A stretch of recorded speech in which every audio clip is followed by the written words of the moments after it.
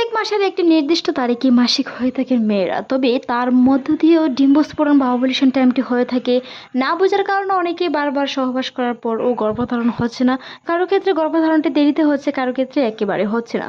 আজকের এই ভিডিওতে আলোচনা করব কয়েকটি গুরুত্বপূর্ণ কমেন্টের আনসার নিয়ে। তাছাড়াও ওভুলেশনের টাইম আপনি কিভাবে শনাক্ত করবেন, পিরিয়ডের মধ্যস্থসম দিনগুলোতে কেন সাদা স্রাব যায়, এই ভিডিওতে তার কয়েকটি গুরুত্বপূর্ণ বিষয়ে আলোচনা করব। পিরিয়ডের সাইকেলটি কারো ক্ষেত্রে হতে পারে 30 দিন, কারো ক্ষেত্রে 28 দিন, কারো ক্ষেত্রে 35 দিন পর্যন্ত হতে পারে।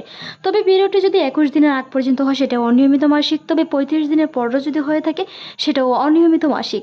28তম দিন থেকে যদি 35তম দিনের ভিতরে বা 21তম দিনের ভিতরে হয়ে থাকে সেটি রেগুলার মাসিকই ধরা হয়ে থাকে। রেগুলার মাসিকের মধ্যে ওভুলেশন টাইমটি অর্থাৎ ডিম্বস্ফোরণ হয়ে থাকে কারো ক্ষেত্রে 13তম দিন থেকে 18তম দিনের ভিতরে। আর যখন আপনার সাদা স্রাব যাবে সেটি আপনার মাসিকের 10তম দিন থেকে 18তম দিন পর্যন্ত এক এক দিন এক এক ধরনের সাদা স্রাব যেতে পারে। তারই মধ্যে প্রথম যে সাদা স্রাবটি সেটি হচ্ছে কিছুটা তরল পানির মতো হতে পারে। তারপর যে সাদা স্রাবটি হতে পারে কিছুটা আলকা ডিমের কুসুমের সাদা অংশের মতো হয়, কারো ক্ষেত্রে সেটি কিছুটা ভিন্ন বা আঠালো হতে পারে।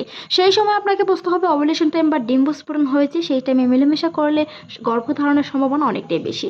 বিশেষজ্ঞরা বলে থাকেন যখন একজন মায়ের সাদা স্রাব যায় তখন ওভুলেশন টাইম হয়েছে বলে ধরা হয়ে থাকে।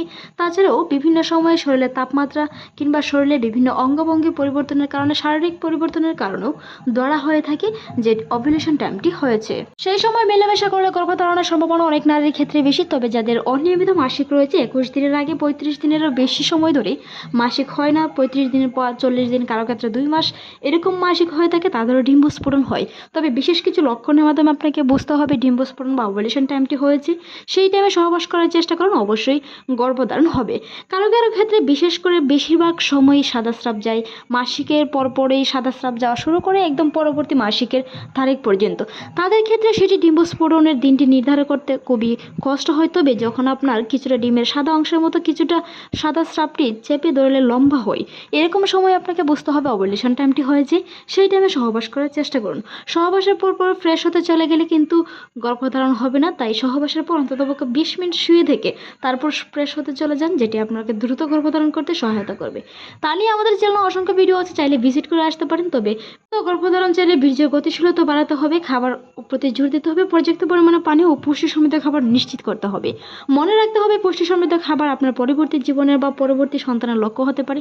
তাই যে কোনো খাবার, মৌসুমী ফল, শাকসবজি খাওয়ার চেষ্টা করুন, পর্যাপ্ত পরিমাণে পানি, ডিম, দুধ এমনকি বিভিন্ন ধরনের বীজ খাওয়ার চেষ্টা করুন, যেটিতে আপনাকে পর্যাপ্ত পরিমাণে লাইফ হেলদি ও সুস্থ হেলদি রাখতে সহায়তা করে।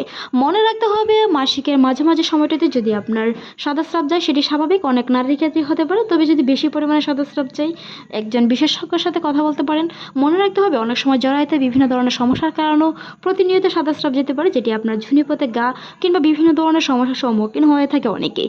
তাই যদি আপনার প্রচুর পরিমাণে সাদা স্রাব যায়, তুলনার চেয়েও বেশি মাসিকের পরপরই সাদা স্রাব প্রচুর পরিমাণে যায়, তাহলে অবশ্যই আপনাকে সেই বিষয়গুলো চিকিৎসকের সাথে খোলামেলা কথা বলতে হবে। মাসিকের একদম লাস্ট পর্যায়ে কারো ক্ষেত্রে সাদা স্রাবের পাশাপাশি কিছুটা খয়েরি রঙের স্রাব যেতে পারে, সেটি গর্ভধারণের লক্ষণও হতে পারে। ভিডিওটি এই পর্যন্ত ভালো লাগলে সাবস্ক্রাইব করবেন, সেই সাথে আপনার মতামত অবশ্যই জানান। এতক্ষণ দেখার জন্য অসংখ্য ধন্যবাদ।